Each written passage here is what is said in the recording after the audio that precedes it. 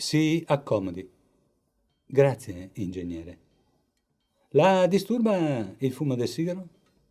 Beh, ci si deve abituare. Vedo una delle sue prime provocazioni nella combinazione di cose casuali. Si dice ready-made e nulla è meno casuale dell'intelligenza nell'accostarle. Osservi il mio profilo. André Breton mi disse che morfologicamente ero l'uomo più intelligente del XX secolo. Lei mi chiederà perché. Ha notato che ho calzato la coppola? Ha capito perché? Le è incomprensibile? Per me no. Perché?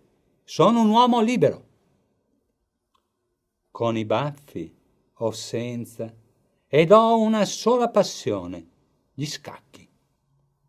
La sto stordendo? Normale. Si rilassi. Che vuol sapere? Nacqui, è evidente, precisamente il 28 luglio 1887, sotto il segno del leone, naturalmente, a Crevon, in Francia.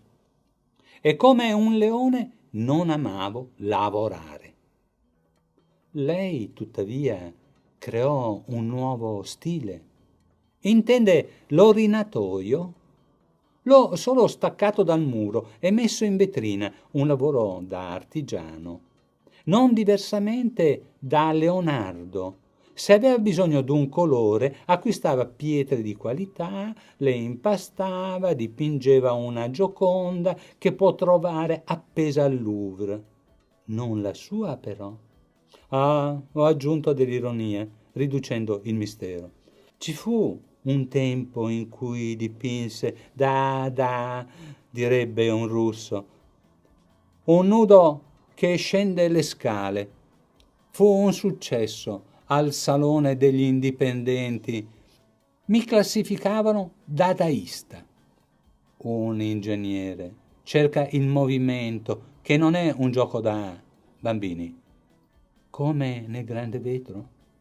Quell'opera mi ossessionò tutta la vita.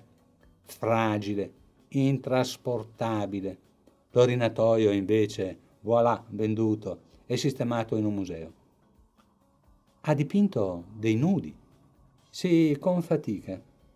Se lo trovo già fatto, ci metto una chiave di violoncello e Man Ray fa il resto. In fondo, più che l'arte, prediligo la letteratura, le parole, i giochi di parola.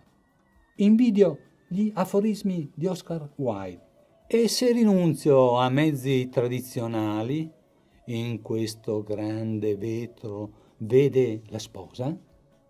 No? Bravo. Mi interessava il movimento. Comunque, preferisco la compagnia femminile.